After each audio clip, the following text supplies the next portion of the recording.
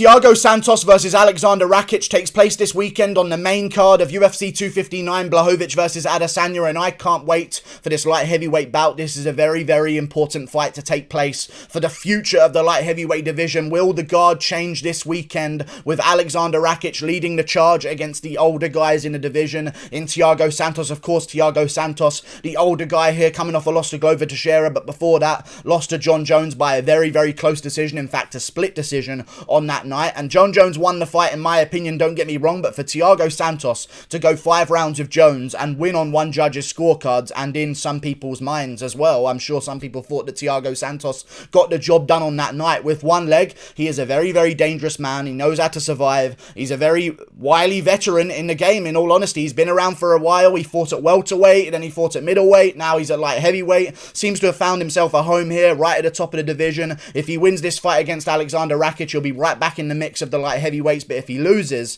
he's going to struggle in this division finding a way to get back to the top, because that'll be 3 in a row, 1 to Teixeira, 1 to Rakic. He's getting a little bit older. He's had his injuries with his leg as well. Aleksandar Rakic is on the rise right now. The Rocket is on the rise up the division. He had a big win in his last fight, a huge win in his last fight over Anthony Smith. He dominated him start to finish in that fight very, very impressively. I like the performance. I know it wasn't the most exciting performance, but to show that he can go out there and just completely dominate a guy in Anthony Smith, start to finish in that fight, knock him down, chop at the legs early, those leg kicks are devastating, and then go forward. I consider Aleksandar Rakic undefeated in the UFC right now. I know that it says that he lost to Volkan Ozdemir.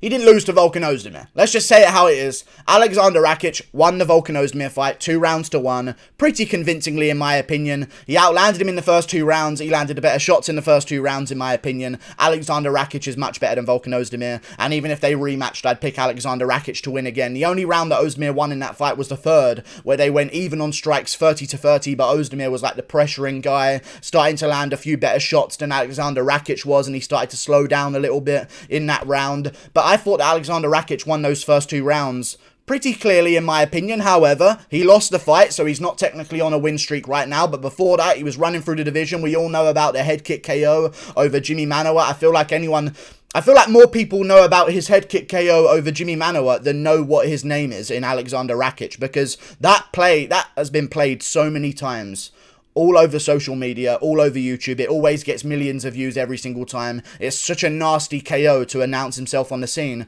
But contrary to popular belief, he's not one of these exciting guys. And I think he's going to go out there against Thiago Santos, take him down, control him, land good shots on the feet, play on the outside, and not engage in some big scrappy brawl. And I think this is going to be somewhat of a non-action-packed fight on the main card of UFC 259. I think Aleksandar Rakic has now learned, oh wait, I can do this as well in the grappling, because he did it before to Justin Leday. He's done it before to previous opponents. He also did it to Anthony Smith. That's got to be a nice little confidence boost in his grappling. I feel like after watching Glover Teixeira go out there, get Thiago Santos to the ground in that 2nd round, and really beat the shit out of Thiago Santos in that 2nd round. He got clipped again in the 3rd, but then still was able to get the takedown on Thiago Santos and get the rear naked choke. Rakic is going to see that and think to himself, right, I'm not Glover Teixeira's old ass. I'm a young guy, 6'5", I believe, for the light heavyweight division, 29 years of age, athletic freak. I mean, the legs on this guy is ridiculous. I think he's going to see that and realize, hang on, if Santos starts swinging reckless with me,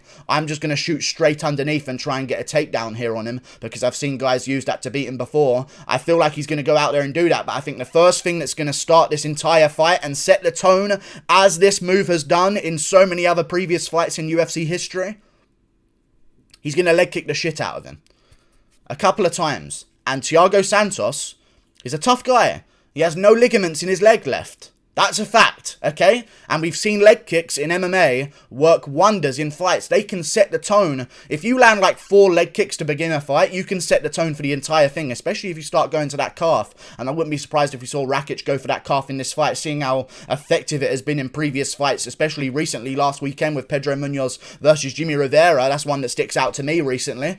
Great time to be an MMA fighter if you can throw great leg kicks, because they are dictating fights right now. And I think Aleksandar Rakic Rakic is going to go out there early, chop at that non-ligamented leg of Thiago Santos, set the tone, and then Santos is going to be coming in swinging for the head, trying to get some volume going, rushing forward at Aleksandar Rakic. And I think anytime he does that, Aleksandar Rakic is going to use his great footwork, which he has. He looks very good at circling around. I know he got clipped by Devin Clark in his career, and a lot of people bring that up, but Santos gets clipped, you know what I mean? People do get clipped in their career. I think there's this big narrative that Aleksandar Rakic has bad striking defense. He's gonna get clipped on the chin, and that's how it's gonna happen. Like, I understand that, but the guy's never been KO'd in his entire career. He's been dropped by Devin Clark, and when he got dropped by Devin Clark, he got right back up. Okay, and before that as well, and during that knockdown that happened, he got kneed about 50 times in the head by illegal knees, and they weren't the cleanest knees, don't get me wrong, but he still took them, came back in the fight, earned himself a back fist KO in the first round. Like, he's a tough guy, he can take the shots. Thiago Santos has been clipped on the chin as well, and put down, and dropped, and rocked, and beaten up in fights, and finished by TKO in fights as well, like against David Branch. Both of these guys have chins on them. Both can take shots, but it's light heavyweight. So if you take the right shot, you're going to go down. And I think that Aleksandar Rakic has an equally good chance of landing a good shot on Thiago Santos that hurts him than Thiago Santos does on landing one on Rakic. I mean, Rakic needed one shot against Jimmy Manuwa. I know it was a head kick, but still. Santos made it sloppy. A real sloppy fight with Jimmy Manuwa. It was a great fight, don't get me wrong, and one of the best rounds of ever in MMA. If I would advise anyone to go back and watch a round of MMA, it would be maybe the first one between Thiago Santos and Jimmy Manuwa. It was crazy, but he made it sloppy. He doesn't really get this one-punch KO finish. I know he got one against Jan Blachowicz, but Blachowicz rushing forward, trying to get the rounds back for himself, looking for a big exchange. Rakic is not that kind of guy to rush forward on people. He plays on the outside, jabs at you, leg kicks you, lands a good right hand. He never sticks in long combinations with the hands either. Like Glover Teixeira got caught against Glover Teixeira got caught against Thiago Santos when he was in close trying to get a hold of Thiago Santos and like dirty box with him a little bit in the clinch and then eventually go for some takedowns, and Santos just went, fuck this, I'm going to throw some hooks of fury here against you, Teixeira. I'm a younger guy, they're going to land a bit more effectively than yours are on me in this close range. And that's how he caught Glover Teixeira both times in their fight, while Teixeira was trying to get a hold of Rakic, Teixeira was trying to get a hold of Santos on the feet. That's when he got caught with those punches, and Rakic doesn't play that game. He scoots around the outside. I just think he's a little bit too educated for Thiago Santos here, but Thiago Santos is dangerous, and anything can happen in this division, especially when it's Thiago Santos involved. I just think that his finishing instinct at light heavyweight, it's not I need to rely, if I'm going to pick Thiago Santos to win this fight, on the fact that he's going to go out there and KO Aleksandar Rakic. I haven't seen that at light heavyweight. I know that he finished Jan Blachowicz, but as I said before, Rakic ain't going to be rushing in like that at any point in the fight. What have we seen from Thiago Santos at light heavyweight? I know he has some finishes, but they always seem to be a little bit sloppy and prolonged, and it's a beating, and you couldn't finish Kevin Holland on short notice, and in the Eric Anders fight, Anders kind of gassed out, and that led to the eventual TKO, but Anders could take the damage. And the Anthony Smith fight, Smith got hurt to the body, but like he took those shots, like it was a I've never seen this one-punch switch-off, lights-out power from Thiago Santos. The Manuwa fight, he had to land a lot of shots on Manuwa. The Glover Teixeira fight, you got Teixeira recovering on 2 different occasions in that fight to being hit by a guy in Thiago Santos. I think I'm going to trust Rakic to survive the early onslaught from Santos and the big shots that could potentially land, and go out there and out-technique him over the distance and get the better of Thiago Santos as these rounds go on. I think he wins this one 30-27. I don't see a finish for Aleksandar Rakic here. I think he's going to win the first round by chopping at the legs of Thiago Santos. After Thiago Santos' legs have been chopped up quite a bit in these early rounds, I think he's going to start to rush forward and try and get Aleksandar Rakic backing up so he can't throw those leg kicks, or if he is throwing those leg kicks, he's going to fall backwards as Thiago Santos pressures him. When he does that, Rakic is going to shoot a takedown or clinch him and push him against the cage, or use his footwork and get on the outside and keep his guard up, because he's very good at that kind of stuff. I think this is going to be like a smaller Cyril Gane versus Jairzinho Rozenstruik, and I think we can see Thiago Santos in this fight backing up on one leg damaged after the first round, and I think he's going to maybe try shooting some takedowns, and that's where you'll see some reversals from Aleksandar Rakic. He's a massive guy for this division, 6'5", he's got the reach advantage here of 78 inches, which is a long reach to have, especially over a guy like Thiago Santos. That's going to be helpful in those exchanges where they're throwing hooks at each other, just that little benefit that he has. And also, it should be mentioned, Aleksandar Aleksandar Rakic isn't like this Nico Price built man, okay? He's going to be like, he's narrow at the shoulders, so that's a lot of arm reach that he's got there. So I think that's going to be very handy to keep Thiago Santos at range. And I just think he's too educated. If this was a young guy, if this was Jiří Procházka, I'd worry more than I would if Rakic was taking on Thiago Santos, because Procházka gets a little bit scrappy, he leaves his chin out there, he wants the war, he wants it to be entertaining. He can get caught up in a fight where I could say maybe, Santos is a big underdog here, he could crack Jiří Procházka at some point in these early rounds, in these crazy exchanges. But Rakic is so not needing to entertain sometimes, and he's so patient, and he uses that fight IQ, that I think I'm going to trust him here not to get KO'd by Thiago Santos and go out there and school him for 3 rounds. Aleksandar Rakic gets the job ddone, and as I said before, this is a huge fight for the light heavyweight division. It's going to be tough for Thiago Santos to bounce back after this one. However, the winner of this one, in my opinion, is for 100% looking at the winner of Dominic Reyes versus Jiří Procházka. For sure, I was about to say then. For sure, looking at the winner of Dominic Reyes versus Jiří Procházka.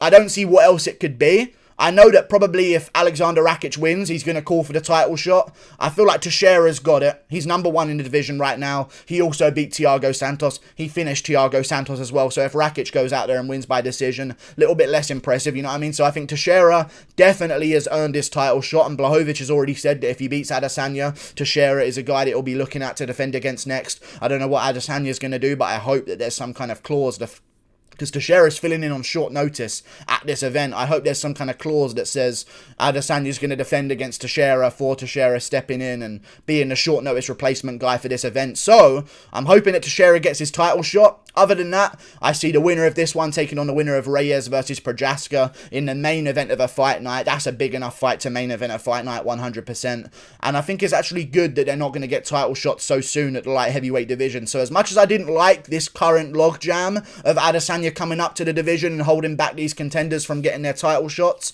I'm okay with it, because so long as Teixeira gets his title shot eventually, we can actually work on the division underneath Teixeira and find ourselves a real number 1 contender. And if Rakic wins this weekend, he's going to establish himself as exactly that. He's the guy outside of Teixeira and the championship situation that's going to lead this division, I feel like. And I think Aleksandar Rakic gets the job done. Not to mention he's a young guy in his career.